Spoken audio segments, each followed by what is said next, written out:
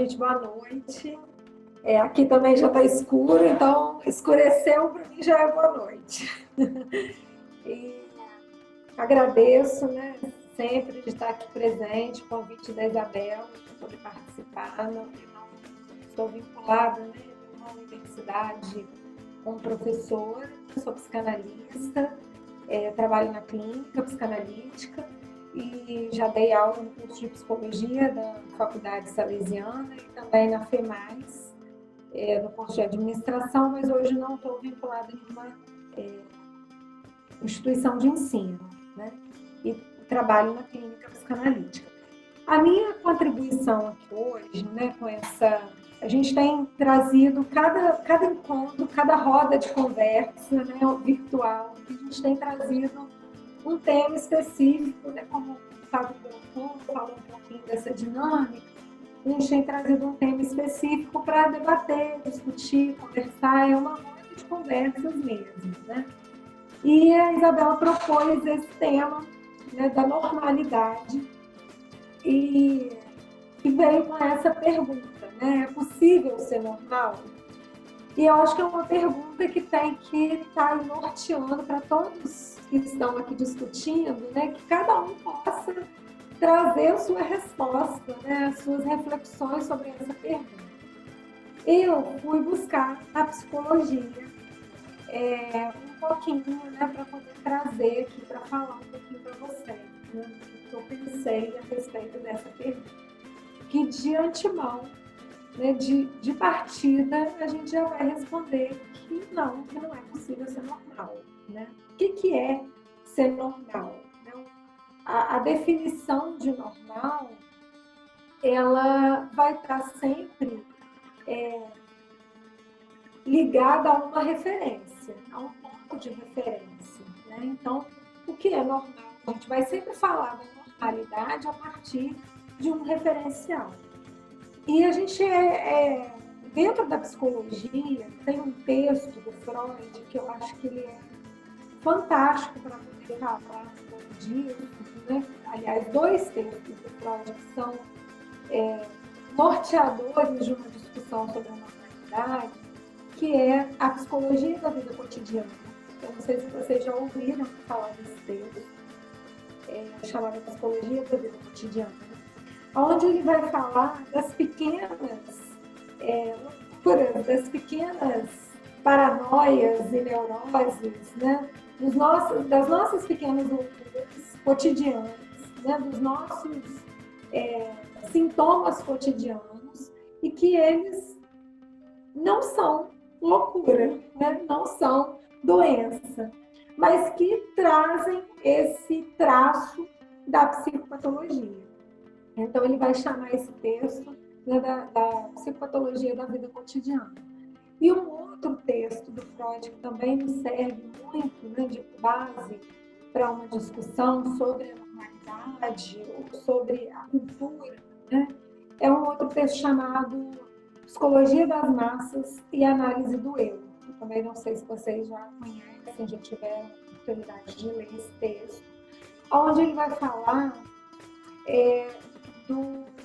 do efeito de grupo, né, que a gente tem na nossa vida, né? O fato de estarmos imersos na linguagem, né, de nascermos dentro de um grupo social, que é a família, a gente está aí sujeito a esses efeitos de grupo. À medida que a gente vai crescendo, a gente vai estabelecendo outros grupos, né, vai abrindo aí os nossos laços e trazendo outras pessoas, né, para os nossos laços e formando outros grupos. E o Freud vai falar do apagamento que há na individualidade, ele vai falar desse efeito de massa, que é um apagamento do eu na adesão na massa. E ele vai fazer todo um trabalho, né, trazendo as massas artificiais, as duas grandes massas artificiais da cultura, né, que são a igreja e o exército, como que a gente adere a essas ideias, né, que são trazidas, né, por essas instituições, e como a gente está sujeito a endereçamento a um laço com o livro, né? A seguir sempre a um livro. Então, ele vai trazer essas reflexões. E aí, a partir disso, né, que são as duas referências teóricas, né, que eu escolheria para falar um pouco sobre esse conceito de normalidade, ou o que a gente pode chamar de normalidade. E um outro autor que eu acho que é importantíssimo, né, dentro do campo da saúde mental, né, não só da psicologia, mas dentro do campo da saúde mental, para que a gente possa pensar também, né, nas questões aí em torno da normalidade. Eu vou fazer esse panorama, eu vou falar um pouco disso, eu vou abrir para depois a gente voltar nesses pontos, né? Passar para o Thiago, vocês falam um pouco, depois a gente volta nesses pontos. Que é o Michel Foucault, que é um autor importantíssimo também dentro do campo da psicologia, né, como filósofo, mas principalmente dentro do campo da saúde mental, quando ele vai trazer toda uma teorização sobre a história da loucura e sobre essa passagem de uma sociedade da lei para uma sociedade da norma. E aí, a partir desse conceito, né, de norma, da normatização com que a sociedade foi aí se estruturando, né?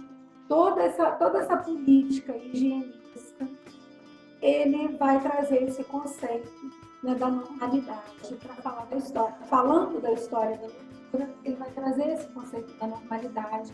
E na sequência desse livro, né, da história da loucura, que é um livro base, né, para quem se embrenha pelos campos da saúde mental, ele vai, na sequência desse livro, ele escreve um outro livro chamado Os Anormais. Então, ele vai falar dessas políticas de enclausuramento, de higienismo, né? Uma política que sai da lei e passa para a norma, né? E vai, a partir disso, enclausurando o outro, né? Que tem uma política disciplinar. Então, a norma está vinculada a isso, a uma política disciplinar. A narrativa que circula, né, em torno da norma é uma narrativa disciplinar. Então, várias instituições vieram daí, né? Os manicômios, na modernidade a escola, né? A forma como a escola também foi construída, né? Instituída, ela tem como base, né, essa narrativa disciplinar. Então, a gente vai, a partir daí, construindo, né, padrões, né? Há uma padronização, há uma normatização. E aqueles que não estão enquadrados, né, que não se encaixam dentro desse padrão, né, dentro disso que está estabelecido, estão fora, né? Até vocês estão trabalhando em outro texto, né, Isabela, que fala dos outsiders, né? Aqueles que são outsiders nessa configuração, eles são postos fora da sociedade, né? Então, esse é o primeiro caminho que a gente tem para falar da norma, dessa normatização da cultura. Muito bem, muito obrigado, Gláucia. Bom, eu concordo com a Gláucia plenamente sobre se é possível ser normal, né, em tempos de pandemia. Obviamente é muito difícil, porque a gente passa por alterações, né, emocionais, a gente sente bastante, né? A gente tem picos de emoções e a gente fica com medo, inclusive, né, se estamos ou não, né, normal em relação. A gente acaba levantando alguns questionamentos, né? A gente tem um pouco de medo da loucura. Por um lado, a gente é fascinado pela loucura, né? Ou seja, a gente eventualmente é louco por alguém, é louco por alguma coisa, é louco. Essa palavra acaba sendo bastante presente no nosso cotidiano, né? Sempre somos loucos por algo. Mas quando a gente passa por picos de emoções, né? Ou seja, quando aparentemente a gente foge desse estado de normalidade, a gente acaba se assustando um pouquinho. Na verdade, a gente se assusta porque a gente acaba tendo uma crença básica, né? A gente tem muito a temer sobre nós mesmos, né? Então, isso também, isso acaba... Esse medo, né, acerca de nós mesmos, né, acaba dificultando também esse encontro com aquilo que a gente poderia chamar de sanidade, né, ou estado de normalidade. Bom, por outro lado, se é difícil encontrar, né, esse estado de normalidade, né, também é difícil encontrar a esperança, né, de entrar nesse estado que a gente fica com receio, né, de estar inserido, né, seria mais ou menos isso. Mas a esperança, ela seria aquilo que mantém essa relação íntima com nós mesmos, né? Eu estou me baseando no texto Louco por Ser Normal, do Adams Philip, e ele fala que a sanidade, né, ou seja, a gente conseguir esse estado de normalidade, né, foi um dos ideais mais difíceis, mas também desconcertantes que encontramos em nós mesmos. Ou seja, é uma busca, mas ao mesmo tempo é um desafio, né? Porque seja vinculado a um objeto de desejo, seja vinculado a alguma dedicação intensa, alguma meta que a gente deseja atingir na própria vida, seja vinculado a algum sentimento apaixonado, ou seja mesmo vinculado aos nossos melhores estados de espírito, né? Ou uma voz interior que fala mais alto. Então é claro que a sanidade, né, ou esse estado de normalidade, talvez não seja tão fácil quanto nós poderíamos desejar reconhecer, né, ou concordar. Então, por conta disso, a gente sempre está buscando de alguma forma uma alternativa, né? Ou a gente está buscando pela riqueza, ou a gente está buscando pela felicidade, ou pela segurança, ou pela longevidade, né? A gente sempre está buscando por algo que nos leva a uma boa vida, né? Ou a um estado de normalidade mais seguro, ou que essa esperança que é tão importante para nós, que ela se torne mais clara, né? Que essa luz se clarifique, né? Gradativamente. Então, quando a gente pensa em sanidade, né?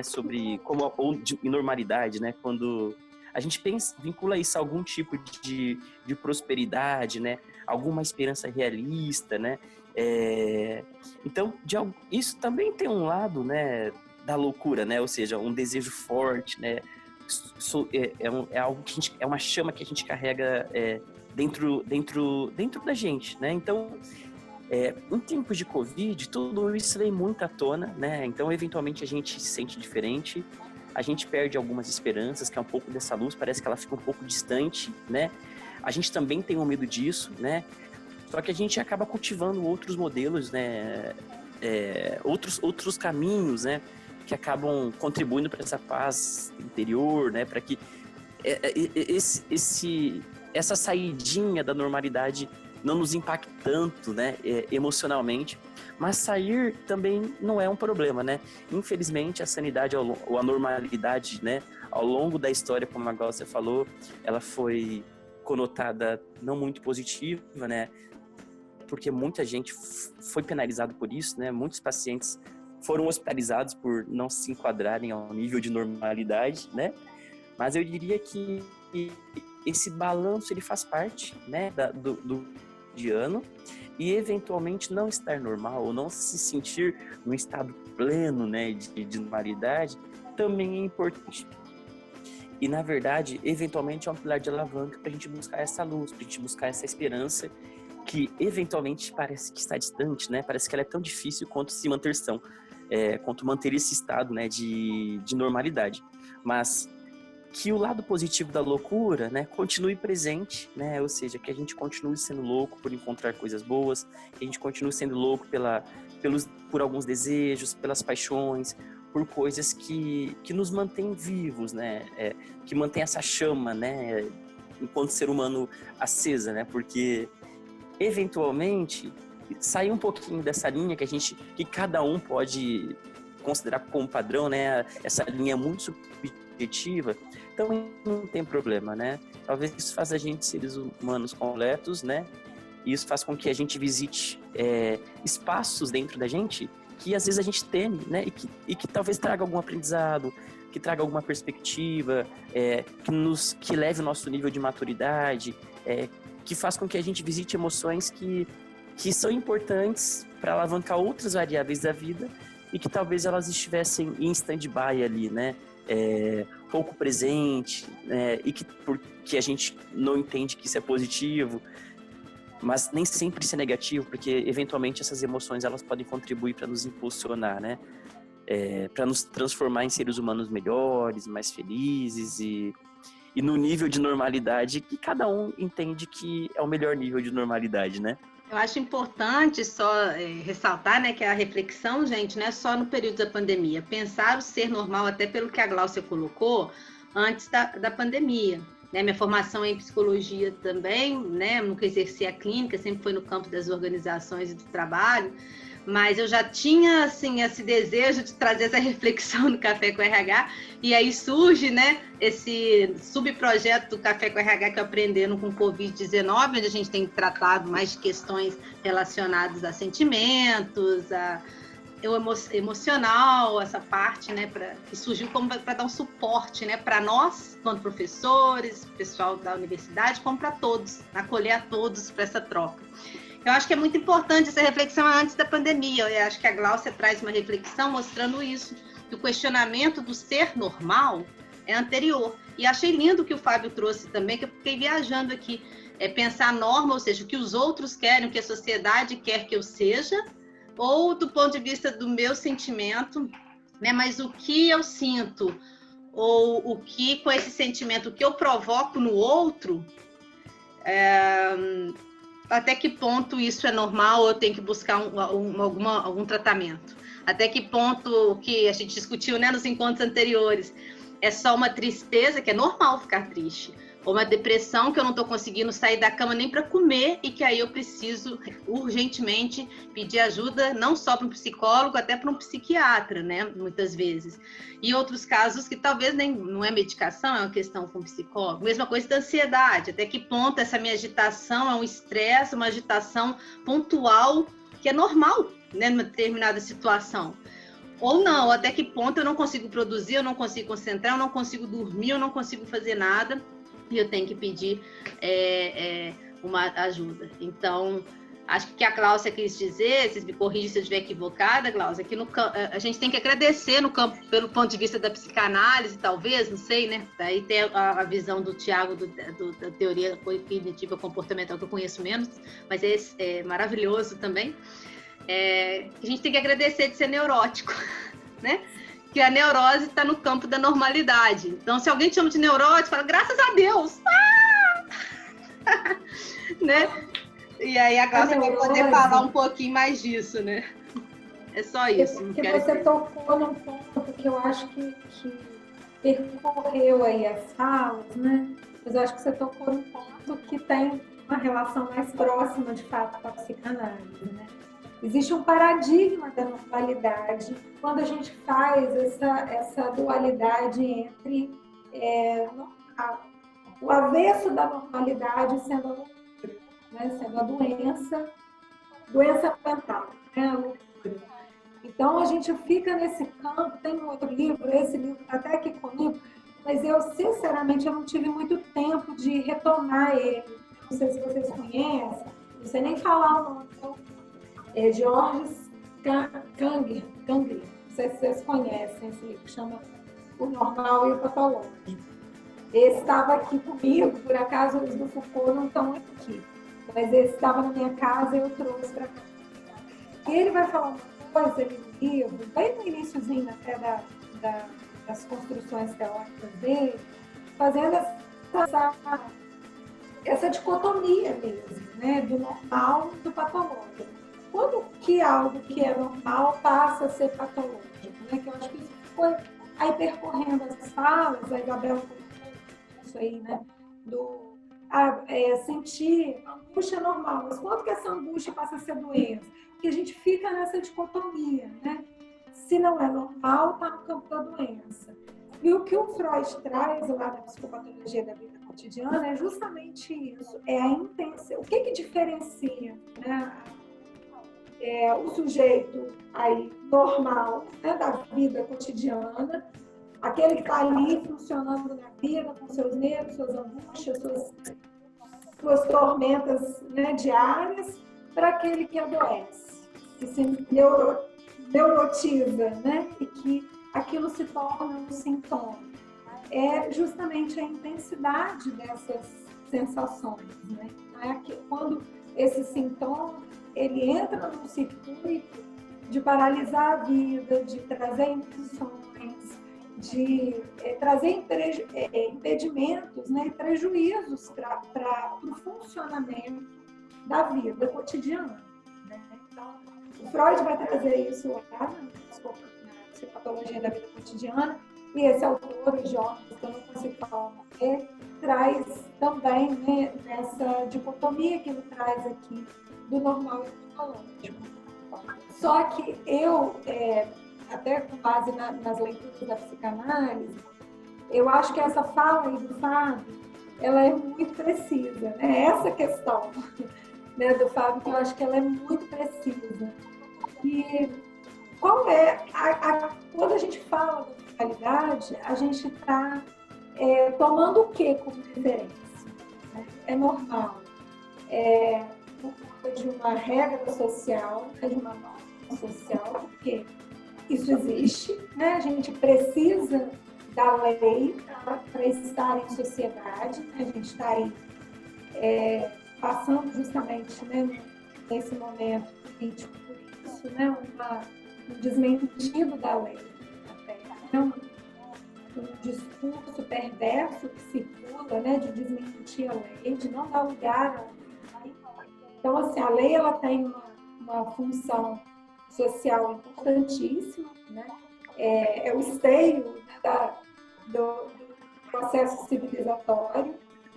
Então, existem normas para que a gente possa estar na convivência social, mas de que referência, né? O que a gente está tomando como referência para definir o que é uma normalidade, né? O que é normal, o que não é. Então, isso está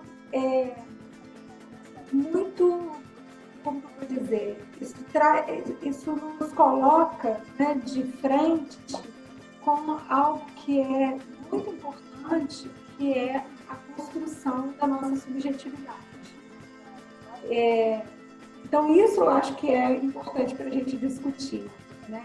Talvez a gente esteja, e a gente vem falando muito disso nesse momento, né, dos encontros do Covid, que é a riqueza desse momento que a gente está vivendo, no sentido de fazer com que a gente volte, né, que a gente olhe para dentro, né? A gente volte o olhar para dentro para poder entender e construir, se reinventar a partir das nossas singularidades. Né? Eu acho que esse é um ponto que acho que é muito importante para a gente trazer para a discussão. Eu acabei me baseando na psicanálise dessa vez. Eu trabalhei com o Adam Phillips, que ele é um psicanalista, e realmente essa questão da normalidade ele é bastante complexa, mas eu queria só deixar 3 falas que ele acaba utilizando, né, que me chama bastante a atenção, que ele falava que, ele dizia que encontrar maneiras de conviver e transformar a si próprio, né, na verdade é um desafio, né, então, diante dessas dúvidas, dessas questões em relação à normalidade, desses sentimentos que estão presentes, então é um desafio para a gente encontrar maneiras e meios, é um desafio que a gente tem que refletir também, parar para pensar sobre isso, né? Quais seriam as melhores maneiras de conviver e transformar a si próprio, né? Diante desse processo de transição, né? Ou diante desse processo de pausa, talvez. Ele dizia também que para aqueles que são mais despertados, né, a vida realmente é difícil, né? Tem uma frase do Samuel Beckett que ele diz que você está na Terra e não há cura para isso. Então a gente precisa encontrar maneiras de buscar o nosso melhor, de se desenvolver, né? E ele fechou essa fala, né, o Adams, dizendo que a psicanálise mostra a você coisas que não dá para mudar eventualmente, né? Então que a psicanálise também teria esse papel. Então, eventualmente, algumas variáveis, algumas questões, a gente não consegue mudar. E que isso faz parte também, né? E eu acho que, é claro que é tudo muito subjetivo, como o Fábio falou no início, mas é um desafio para cada um, né? Refletir sobre as estratégias, os meios, os caminhos, as oportunidades, né? As alternativas, né? De reconstrução, de convivência consigo mesmo, de transformação consigo mesmo, diante de momentos tão atípicos, né, que é o momento atual. Queria só fazer esse comentáriozinho. E eu acabei ouvindo mais hoje, porque é uma discussão tenho aprendido mais hoje do que contribuído nesse sentido. porque é um assunto bastante amplo. Eu acho que a psicanálise ela tem muito a contribuir nesse sentido do que qualquer outra abordagem acerca da normalidade. Eu ia fazer um comentário, na verdade, eu até coloquei no chat uma indicação. Tem um psicanalista chamado Marcelo Veras, e ele participou de um TEDx, eu não sei como é que pronuncia isso, né? Até de Volta Redonda. Se eu não me engano, o título chama a loucura de ser normal, a nossa loucura, alguma coisa assim. E ele lá, ele é psiquiatra, psicanalista, e ele foi diretor de um hospital psiquiátrico durante muitos anos na Bahia. E ele vai falar justamente dessa loucura, né, contemporânea, que é aquilo que a gente discutiu um pouco isso aqui também em outros encontros, né, falando sobre a ansiedade, sobre a depressão, disso que é dos nossos afetos cotidianos e que o discurso médico, científico, contemporâneo, a partir dessa ideia de espectro, né, que entrou aí nos manuais psiquiátricos, tornou doença, patologizou os nossos afetos cotidianos, né? Então, você sentir a tristeza do luto passou a ser uma patologia, né? Com o CID, com uma nomenclatura dos manuais diagnósticos. A gente pode discutir isso aqui um pouco, e o Marcelo Veras fala um pouco disso lá nessa palestra que ele dá. Só que eu queria trazer até um exemplo que ele traz de uma paciente de um hospital psiquiátrico, uma paciente psiquiátrica, que ela tinha um delírio que ela era uma dona de casa. Só que isso é uma coisa normal, né? Se a gente for pensar assim, né, no cotidiano, ela era uma dona de casa. Ela era uma dona de casa, não estava indo fora, mas era uma paciente psiquiátrica, psicótica, que tinha um delírio que ela era uma dona de casa. E aí acontece, só que ela estava estabilizada ali no delírio dela, de ser uma dona de casa, e esse delírio, de fato, aparece quando ela tem um problema de saúde e ela precisa ser afastada dos afazeres cotidianos dela, domésticos, e entra uma faxineira para fazer os serviços de casa. E aí desestabiliza ela também. E aí sim, quando esse delírio se desestabiliza, é que a família percebe que aquilo é psicose. Por quê? Ela era dona de casa, ela fazia o serviço dela doméstico, cotidiano, então estava dentro de uma normalidade, né? Não estava no campo da loucura. Ninguém podia dizer que aquilo que ela trazia, né, como uma fala delirante, né, uma construção delirante, era um delírio, até que isso se desestabilizou por conta da presença de um outro que vem fazer o que ela fazia, né? E ele traz esse exemplo lá nessa palestra dele, que eu acho que é muito emblemático, né, para mostrar, a Fátima falou aí, né, dessa linha tênue que existe, né, entre o normal e o patológico, né? A normalidade é a loucura, aquilo que é da vida cotidiana, e as nossas paranoias normais, né? O Lacan, ele usa esse termo, inclusive, né? Ele fala que nós temos as nossas paranoias normais, né? A gente tem os nossos pequenos delírios de ciúme, né? A gente tem as nossas paranoias, né? Os nossos delírios de perseguição no trabalho, né? A gente tem essas loucuras normais, né? Da vida. E eu acho esse exemplo muito emblemático, né, para falar disso. E um outro texto que eu até reli, esse texto é um texto da Eliane, que chama A Doença de Ser Normal. E ela cita nesse texto, a Isabela deve conhecer, o professor Hermógenes, que é uma sumidade. Eu nem sei se ele já morreu, porque esse texto dela é antigo. E e ele, na época, estava com 90 anos, não sei se ele já é falecido, que era uma sumidade no campo da yoga, de tratar essas questões da espiritualidade. E ele conhecendo normose, ele vai falar, ele vai criar esse termo, né, chamado normose, para falar dessa doença de ser normal na nossa cultura contemporânea, né, desse enquadramento de tudo que se tem na cultura contemporânea, que eu acho que vai muito ao encontro do que o Marcelo Veras fala lá nessa palestra que ele dá.